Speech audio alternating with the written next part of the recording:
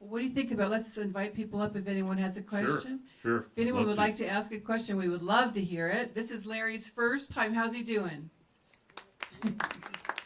Thank First time with this type of a presentation. There's a microphone right here, and we would love any questions that you have if you wouldn't mind And the coming up reason to we the put mic. it up here is so that we can get it in the film shot. We're not trying to embarrass anybody, but Anybody have anything that they'd like to ask? All of your questions have been answered? Oh, good. Sure.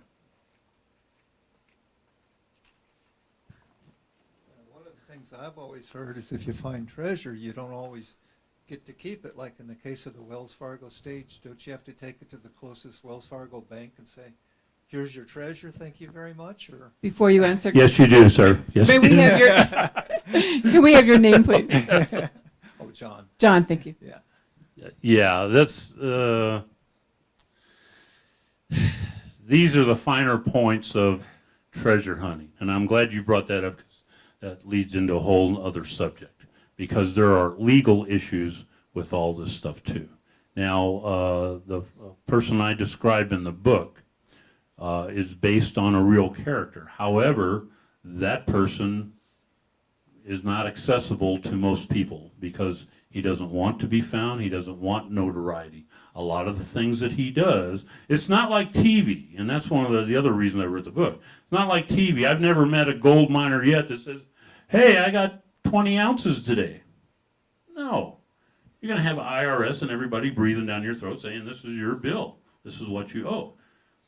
All the gold miners I've ever met in Alaska, in Nome, in Arizona, whatever, they're all broke. They can all barely pay their bills, they don't have a penny to their name, because no one wants to let on what they've found, because they can convert that piecemeal as they need money.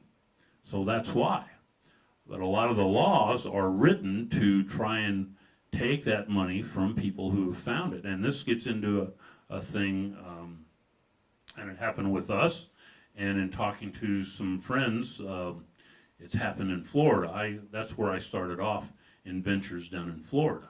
Well, now they've done the same thing. I don't know if you're all familiar, but back around 1989, they changed the laws for mining exploration, and they changed them here in Arizona, and they changed them with the feds. Well, now they've done the same thing down in Florida as far as exploration and stuff. The only one that they grandfathered in was Mel Fisher. Everybody else they kind of kicked to the curb.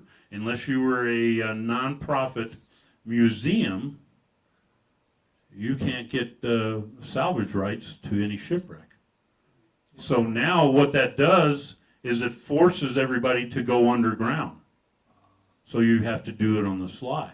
The big fight was always between the government and the entrepreneurs like myself, guys that wanted to invest, say me and you know where there's something, or we think, so we put our money and we go and invest in something. Now we find it, we go to the government and say, hey, you want to cut? Here you go. Here's the artifacts, whatever. We want the gold, we want the treasure. Okay, had it not been for us going to find that, they wouldn't have anything to begin with. But now they want to make it so we can't even do that.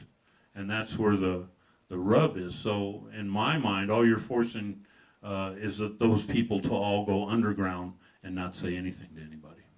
Yeah, I remember reading in the newspaper years ago, these guys had gone down 200 feet in the ocean, and then every lawmaker sitting in an air-conditioned office, they wanted it. It's like, that's not fair. Yeah. It doesn't sound fair. And the reputable companies and people I was involved with, we had archaeologists, and we marked everything out. I mean, there's a way to do those finds in the ocean, and there's a way to do them respectfully and stuff, and to map everything out. And as long as you're doing that and following those guidelines, I don't see what the problem is. But like I say, now all these governments and states, they all have their hands out, and they want to cut, yet they're not willing to put up any money to get any of these things out.